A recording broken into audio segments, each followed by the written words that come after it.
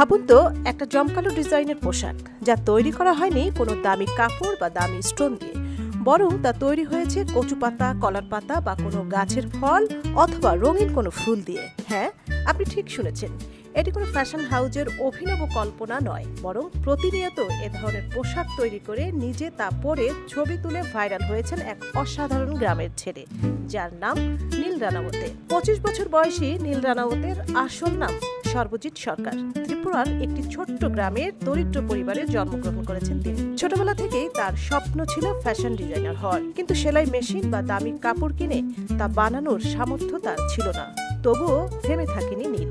নিজের সৃজনশীলতাকে কাজে লাগিয়ে নীল বানান পোশাক লতা, পাতা, ফুল দিয়ে। এমনকি মশারির নেট অথবা তার মা কাকিমার পুরনো কাপড়ও সে ব্যবহার করেছে ফ্যাশনের অসাধারণ ক্যানভাসে। নীলের এই ফ্যাশন ফেসবুকে ভাইরাল হলো। প্রতিদিন সে নতুন নতুন ডিজাইনের পোশাক তৈরি করে আর নিজে তা পরে মডেলিং করে পোস্ট দেয়, যা দেখে নেটিজেনরা হতবাক। সেই সাথে বলিউডের জনপ্রিয় তারকাদের মতো দীপিকা পাড়ুকোন, প্রিয়াঙ্কা চোপড়া, কঙ্গনা রানাওয়াতের স্টাইল অনুপ্রেরণা হয়ে তার ডিজাইনগুলোকে কল্পনায় নতুন মাত্রা দিল। তার সৃজনশীলতা মুগ্ধ করল জনপ্রিয় মডেল কাপিলাকে। কাপিলা তাকে মুম্বাই নিয়ে গেল এবং বড় বড় ফ্যাশন শো ও ফটোশুটে তাকে উপস্থিত করল।